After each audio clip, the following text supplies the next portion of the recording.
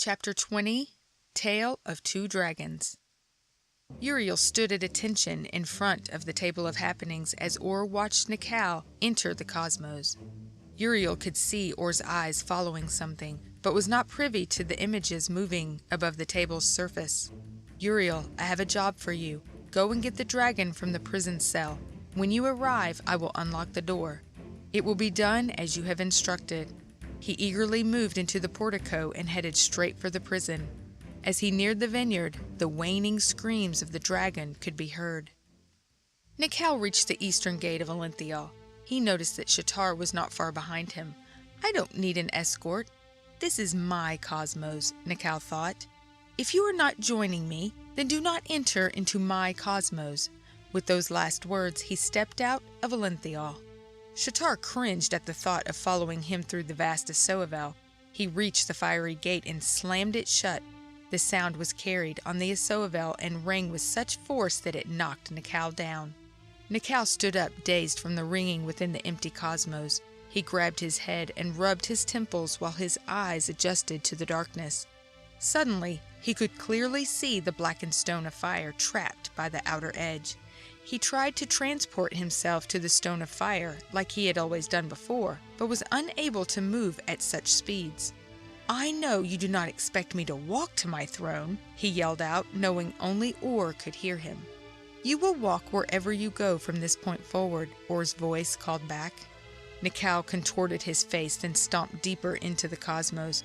Not wanting to hear Or's voice again, he spoke not a word but let his mind wander. With every step, he filled his thoughts. "I will have my way. My men will be relieved to see me. We must improve our plans of attack and strengthen our ranks.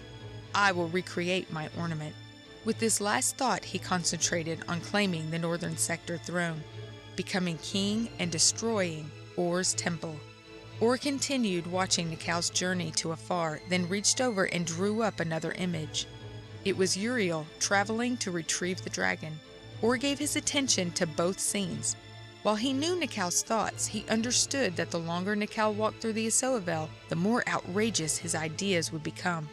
It was Or's intention for Nikal to once again become permeated with the Asoavel so that he might fully go the way of his delusion. Or quieted his thoughts, took in a long deep breath, relaxed his shoulders, and exhaled. With that, the room filled with light, and the three persons of Or surrounded the table of happenings. The dragon had sunk down into one of the corners of the cell. He had tired of calling for his leader. Looking up into the Olinthial sky, he longed to decorate the heavens. A noise sounded at the door. "Sar, is that you?" the dragon cried out. The door was slowly pushed open from the outside. A bright figure stood before him. "Who are you?" "I am Uriel, sent by the Most High." "And whose Most High would that be?" the dragon asked, having been tricked by the very same title. "Does he have another name?" "He is Or," Uriel responded, stunned that he had to remind the creature of who held that title. The dragon had not yet moved. "Am I to come with you?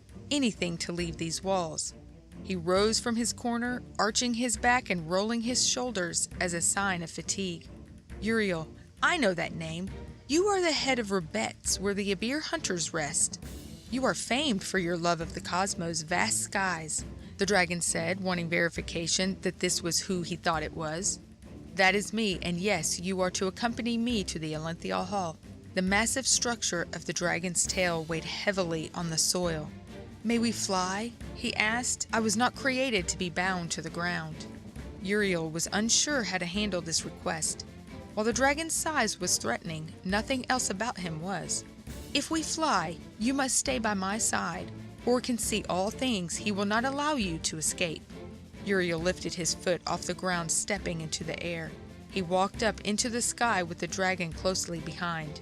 The dragon stretched his wings with a forceful push down and a long draw up. His body lifted off the ground.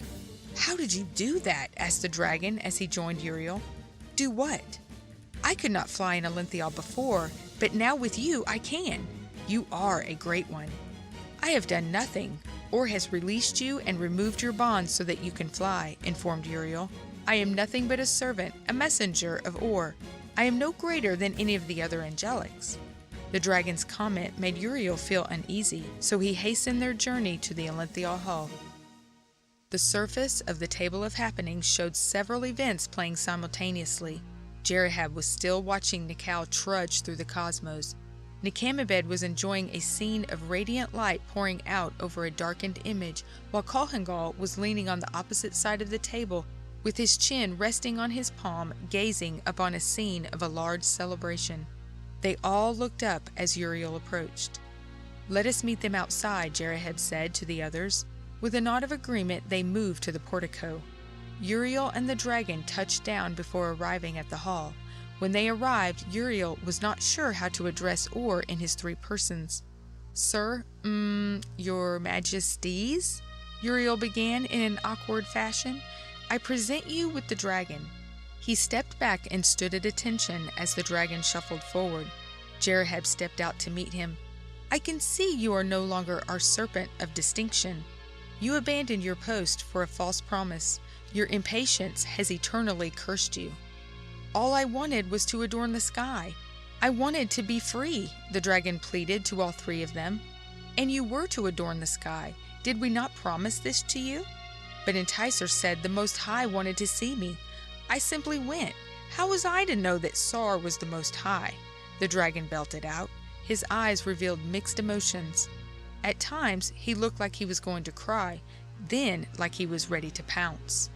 Kolhengal stepped up to meet Jerahab. "You were given clear instructions.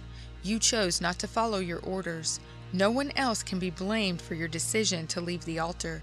You guarded the truth, yet you did not heed what you had sworn to protect. I have no pity for you," Kolhengal spoke with authority.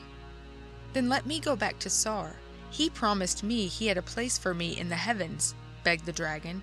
"You do not know what you ask for," Nicamabed replied from behind Kolhengal. "Sar is now Nikal. I do not want to hear that name in Olinthial again, and Nikal has no authority to give you anything. He is gone." The dragon hung his head in confusion and frustration. "What is to become of me?" "My promise still stands," Jerahab assured him. "It had no conditions attached to it. You will adorn the sky, as I told you, but you will not represent us. You will represent Nikal and what he stands for. He allowed your transformation for this very purpose. However, when you complete your heavenly assignment, you will join your friends in their eternal prison."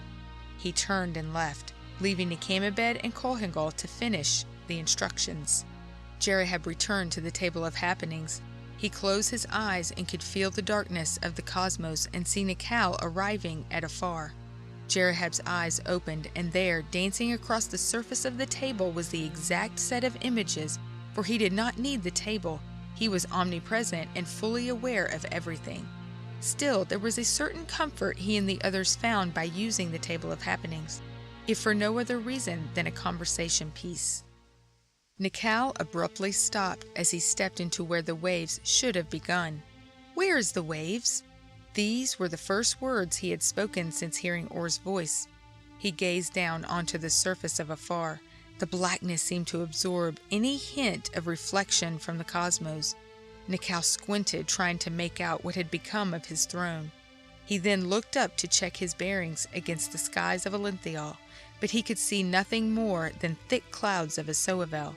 He moved forward again, confident he was in the right place. Nicamabed and Kolhengal faced the dragon in silence, as if waiting for a cue. Then it came. The noise from the occupants of the realm of the regions floated through the air outside of the Olinthial hall. The dragon immediately perked up. "Is that neighing from the southern region?" the dragon asked in excitement. "Yes, it is," replied Nicamabed. "You will soon be reunited with your northern colleagues. However, you are not to approach the altar. The eagle will have guard over you. He actually holds in his mouth a reminder of what you were. Make sure you note the insignificant size you have become." Looking to Kolhengal, "How do I get there?" the dragon probed as he started scanning the skies for the occupants of the regions. "Are they already in place?" "I will take you," Kolhengal said with a sigh. "The realm of the regions has not been dispatched for their mission. I will warn you of this. If you do not fulfill this mission, the last eternity will be worse for you. I understand where your allegiance lies, but it has been poorly placed there." He led the dragon around the temple, outside of the temple walls. There were the 4 doors full of commotion, as if celebrations were taking place within each region. Kohengol stopped and looked at the northern region's door. There stood the eagle with a serpent dangling from his beak. He nodded to the serpent, indicating that permission was being granted for the dragon to re-enter the region. "Why is he able to return?" the eagle thought. Immediately, Kohengol filled his thoughts with a reply. "You have charge over him. He no longer bears the power of the Zood or Asoavel. He is returning to fulfill our words. We have given him a job to represent his master in the next age." The eagle snapped to attention and looked around, wondering if others might have heard Kohengol's words. He locked his eyes with Kohengol and was assured that all was well. The eagle stepped aside and allowed the massive figure to enter the region. The dragon entered with regrets of having ever followed Enticer out of the realm of the regions. He walked slowly to the left side of the door and plopped down, feeling defeated and used. Closer and closer Nikal drew to where his throne once stood. Uncertain of what he was looking at, he felt a twinge of fear. This spurred the memory of the dragon's transformation. He recalled the serpent which he had skillfully persuaded to join him, and found a renewed pleasure in his craftiness. Poor fella, I could have used him in my kingdom. I did make him into a magnificent creature. I did that. My representation. My creation. With each thought, Nikal could feel himself strengthening. My power is returning. He realized his appearance was changing. A hot sensation shot through his arms and legs. He felt a sharp pain in his back. He squeezed his eyes closed, tightened his fist, and pulled his shoulders back, trying to relieve the pressure in his chest. His stomach, abdomen, and chest now ran together and had lengthened. He forced his hands open and rubbed them across his newly formed stomach. It felt like rigid iron, which was very different from his former smooth covering. He pounded on his chest with what had been his hands and thought he was wearing a coat of iron. As he opened his eyes to look at his body, he noticed that the strange black surface had moved further away. He twitched. A splash could be heard behind him. Nikal jumped, startled by the noise. He whipped around only to hear the swish of water follow him. "The blackness is water," Nikal said as he came to this discovery. He peered over his shoulder and spotted a thick, long tail that resembled the dragon's. "Have I become the dragon?" he thought as he moved his tail back and forth, making sure it belonged to him. Nikal was pleased with his transformation and even more with his enhanced size. He took pride in the toughness of his scales. He arched his back and let out a deafening roar that echoed throughout the cosmos. A stream of fire followed his roar. "Do you see how I prevail?" Nikal yelled out for Or to hear. "It is my provision that has created my mysterious cosmos and my renewed strength. I will not be walking after all."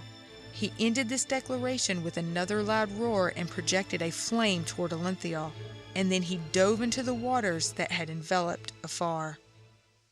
The children had seen every part of Nikal's transformation.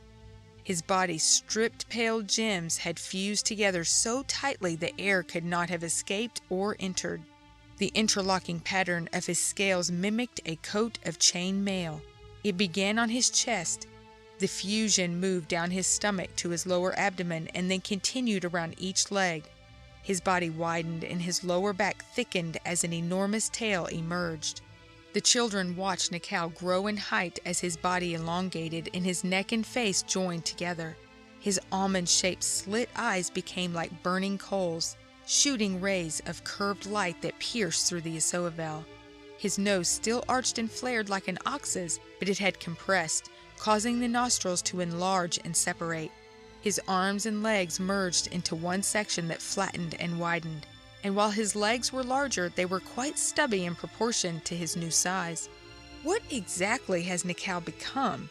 Is he supposed to be another type of dragon? Miklihi asked. He looks like a dragon fish, Alyssa answered. A what? Questioned Megan. I think Alyssa is on to something, Rashawn said. His scales reflect like a fish's scales would, and his arms do resemble flippers. We could say he looks like a sea serpent. I don't think I have ever seen a sea serpent, Megan replied, and I don't want to now. I think Nikhil is confused. Connor had to add his 2 cents. This is at least the 4th transformation. Do you think he will ever find a look he likes? Rashawn had to chuckle at the comment. Let us not be confused. Nikhil has never transformed himself. He is not picking a look. He just takes credit for each change. Each of his transformations has had a different meaning and has developed as his evil nature matures. Therefore, I would guess that this is why he has enjoyed his new forms.